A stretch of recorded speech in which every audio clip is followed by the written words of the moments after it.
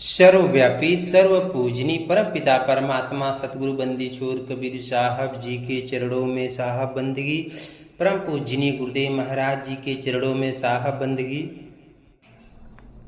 तो बंधुओं, आज हम सतगुरु कबीर साहब के मूल बीजक ग्रंथ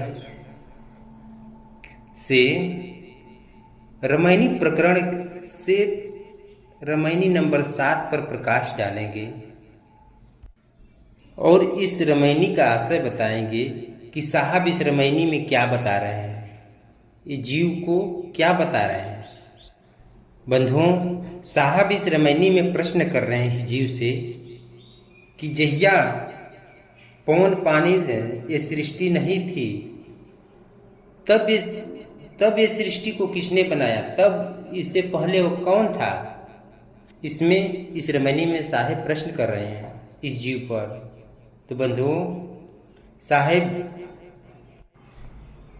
का इस रामायणी में कहने का भाव यह है कि जब यहाँ कुछ भी नहीं था तो यहाँ कौन था, ये सृष्टि को किसने बनाया, यही साहेब का प्रश्न है इस जीव से। तो आइए चलते हैं हम रामायणी नंबर 7 पर, इसका हम अर्थ बताएंगे। बंधुओं, साहेब इस रामायणी में बता रहे हैं कि तहिया होते पवन नहीं पानी, तहिया सृष्टि कवन उत्पाने, तहिया होते कली नहीं फूला, तहिया होते गर्भ नहीं मूला, तहिया होते विद्या नहीं वेदा, तहिया होते शब्द नहीं स्वादा, तहिया होते पिंड नहीं वासु, नहीं धरनी न गगन आकाशु, तहिया होते गुरु नहीं चेला, अगम अगम न पंथ दुहेला। फिर साहेब लास्ट लाइन में बता रहे हैं साखी में कि अविगत की गति क्या कहूँ, जाके गाँव न ठाव, अगुनहि बिहूना पेखना, का कह लीजिए नाव। बंधुओं, साहिब क्या कर रहे हैं कि अवगत की गति क्या कहूँ, जाके गाँव न ठाव, अगुनहि बिहूना पेखना, का कह लीजिए नाव। बंधुओं, रामायणी नंबर 7 में साहेब रामायणी नंबर 7 में इस रामायणी के फर्स्ट लाइन में बोल रहे हैं कि तहिया होते पवन नहीं पानी, तहिया सृष्टि कवन उत्पानी। बंधुओं, सतगुरु कबीर साहब इस रामायणी में बता रहे हैं, इस रामायणी के पहली लाइन का अर्थ बता रहे हैं, आशय बता रहे हैं कि तहिया पवन पानी नहीं था, सृष्टि बनने से पहले ये सब नहीं था, तो सृष्टि को किसने बनाया। उसी बात को साहिब कह रहे हैं कि तहिया होते पवन नहीं पानी, तहिया सृष्टि कवन उत्पाने। जब यहाँ पवन पानी नहीं था तब इस सृष्टि को किसने उत्पन्न किया, यहाँ कुछ भी नहीं था तब इस सृष्टि को किसने उत्पन्न किया। फिर दूसरी लाइन में साहिब बोल रहे हैं कि तहिया होते कली नहीं फूला, तहिया होते गर्भ नहीं मूला। बंधुओं, दूसरे लाइन में साहिब बता रहे हैं कि तहिया कली फूला, मतलब उस समय न कली थी न कोड़ी था। कली मतलब उसको कोड़ी को बोला जाता है।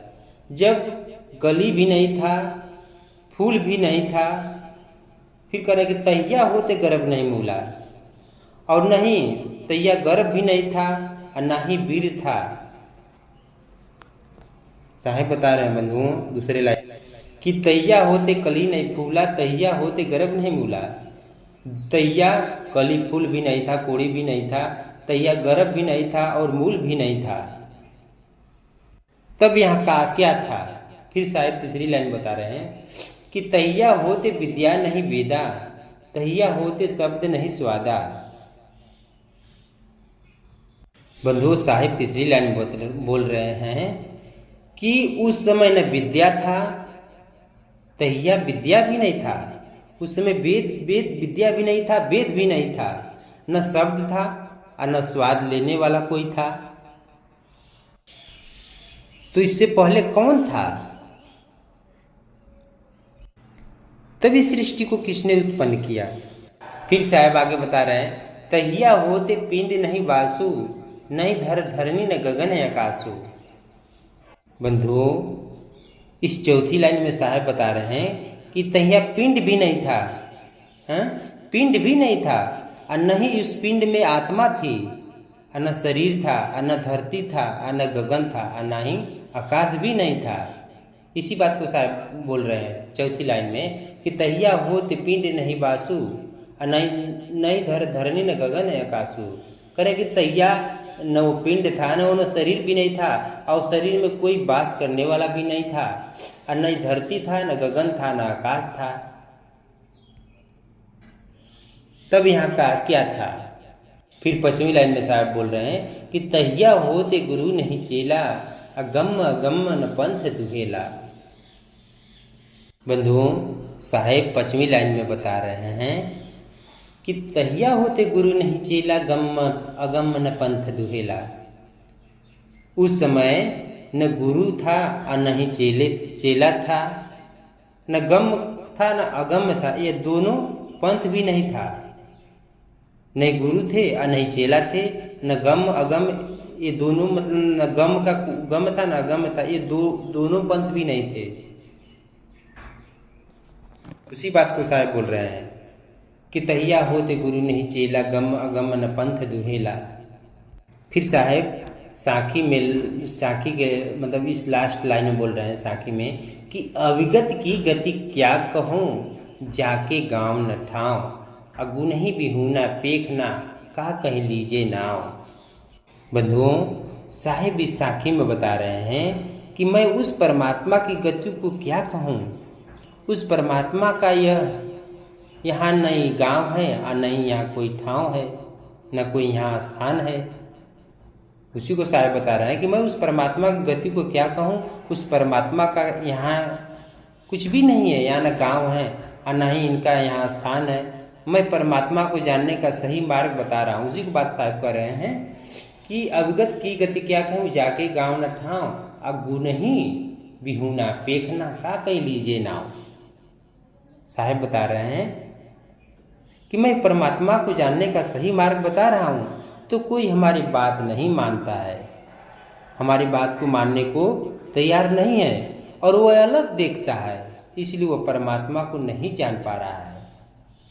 बंधुओं, साहेब बता रहे हैं कि परमात्मा जानने का जो सही मार्ग है, जो सतगुरु को जानने का जो सही मार्ग है, सच्ची साधना है, जो सच्चे विचार है, वो कोई नहीं मान रहा है। और ये लोग अलग है, अपने मन और बुद्धि से अलग देख रहे हैं, इसलिए वो परमात्मा को नहीं जान पा रहे हैं, इसलिए 84 में दुख पा रहे हैं। बंधुओं, इस रामायणी में साहिब का कहने का आशय यह है, साहिब का कहने का भाव यह है, थोड़ा आप लोग को और विस्तार से मैं बता दे रहा हूँ। इस रामायणी में साहब का कहने का क्या आशा है, साहब इस जीव से कैसे प्रश्न कर रहे हैं। बंधुओं, इस रामायणी में साहिब का कहने का भाव यह है कि तहिया पवन पानी नहीं था तो सृष्टि किसने उत्पन्न किया। तहिया न कली था, न फूल था, न गर्भ था, न वीर था, न विद्या था, न वेद था, न शब्द था, न स्वाद था, न पिंड था। न पिंड मतलब ये शरीर भी नहीं थी, न पिंड में रहने वाला था, कोई पिंड में बास लेने वाला था, न शरीर थी, न धरती था, न गगन था, न आकाश था। यहाँ पर बंधुओं न गुरु भी नहीं थे और चेला भी नहीं था। यहाँ गम और अगम दो पंथ भी नहीं था। गम का मतलब जिसे हम गम उसको बोला जाता है, गम का मतलब भय में रहना, चिंता में रहना, मतलब दुख में रहना। और अगम का मतलब जिसे चिंता रहित, दुख रहित, उसी को साहब कर लें कि गम अगम न पंथ दुहेला। यहाँ ये भी नहीं था। तो सृष्टि किसने बनाया, इस रामायणी में साहब स्पष्ट रूप से बता दे रहे हैं। बंधुओं, साहब स्पष्ट बता रहे हैं कि सृष्टि बाद में हुई है, ये सृष्टि अनादि नहीं है, ये सृष्टि बाद में बनी है। जब ये ब्रह्म परमात्मा के देश थे तो यह सृष्टि नहीं थी, तो यहाँ गगन आकाश धरती नहीं था। यह सृष्टि बंधुओं परमात्मा के देश से एक आत्मा निरंजन ब्रह्म ने आकर के बनाया है, और यह सृष्टि परमात्मा ने नहीं बनाया है। जो सृष्टि आप देख रहे हैं ना, ये सृष्टि का ये परमात्मा ने नहीं बनाया है, ये श्री परमात्मा के लड़के निरंजन ब्रह्म ने परमात्मा के देश से आकर के बनाए हैं। इसी बात को इस साखी में साहब बता रहे हैं, कह रहे हैं कि मैं परमात्मा की गति को क्या कहूँ। उसी को कह रहे हैं कि अब गति क्या कहूँ, जाके गाँव न था और गुनी भी हूँ ना पेखना का कह लीजिए ना।